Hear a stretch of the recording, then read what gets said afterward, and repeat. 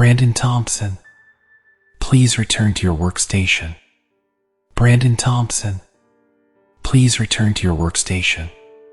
The intercom echoed. It was another Friday night. One that I wouldn't be able to enjoy since I had to work, although it wasn't the worst job I could have in the plant. I'm employed in a rather large company that makes medical equipment. There are about 14 production lines in the large concrete building that run 24 hours a day, 7 days a week. My position is driving around on a riding forklift we refer to as a horse. I bring pallets of supplies that the lines need and to take finished pallets of product away. Pretty simple stuff, but 12 hours of it takes its toll on you, and on the night shift at that. Even after 2 years of doing the same thing, I'm lucky if I can manage a meager 6 hours of sleep while the sun bleeds through my blackout curtains. Still, it pays well, much better than any other place in my small town. So, like the rest of my coworkers, I plaster on that fake smile every shift and do my best to make it through to the next morning. Accidents would happen, of course. Usually never anything major, but once in a great while somebody would screw up so badly they had to make a safety video about them. It was a few months ago when Jerry, one of our mechanical engineers, was up on a ladder fixing a product jam on the ceiling conveyor. He had just about gotten it straightened out when his weight shifted wrong and the ladder came out from below him. This wouldn't have been so bad were it not for the wedding ring on his finger. It got caught between some metal and it came sliding off, along with the skin of his ring finger. Needless to say, production in the area came to a stop. Staff that were trained for medical emergencies came rushing over to the howling man and worked to try and stop some of the bleeding. There was a lot. Seeing the skin still hanging from the conveyor like a bloody, used contraceptive, one of the staff propped up the ladder and made sure to grab it as if it could be sewed back on. That was a pretty messy day for our little factory, and since then, absolutely no jewelry was allowed on the floor. Instances like this were pretty rare though, and usually the worst would be a scrape or a slammed finger. Of course, we had to watch the new safety video and go through more computer training on the situation, but things went back to normal. I drove around on my horse, listening to the intercom call people back to their workstations. For me to bring various lines, certain products, or once in a while some joker who thought they were being funny, play music from their phone on it. It was last week that the next serious accident happened. Much worse than someone having the skin of their fingers sloughed off. David from the parts department was in the process of lifting a pallet of motors up to his area on the second floor. They were planning on installing a few new lines in the near future, I think. I'm not sure. Anyway, Brandon Thompson was walking through the hall where David was, and like an idiot, decided to walk directly under the raised pallet. The motors themselves weren't properly wrapped, and when the forks hit the next level, the pallet bounced.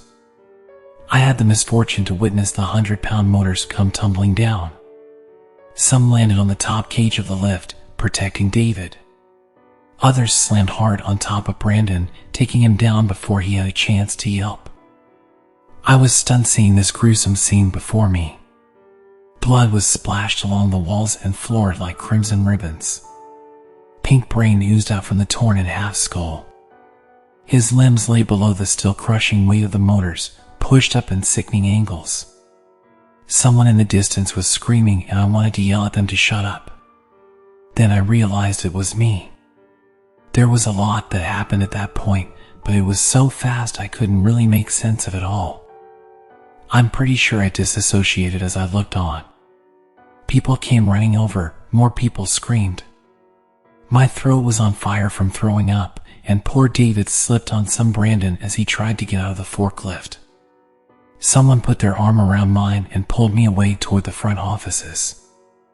I was allowed to go home, but would have to write up an incident report in the next day or two. The whole thing messed me up pretty bad, but doing that seemed to help me out quite a bit. A week went by, and some of us were able to return to work. Others, mostly good friends of Brandon, stayed home, still grieving from the loss. I didn't know Brandon that well, and I was thankful for that. Still, every time I see the now much cleaner spot of the floor where he died, I couldn't help but feel for the guy. Work went on pretty much as usual. Lines would need stuff brought to them and finished pallets needed taken away. The intercom would spout off, telling people to return to their workstation, and the odd song would ring out. I was getting ready to go to my first break when I heard it. Brandon Thompson, please return to your workstation.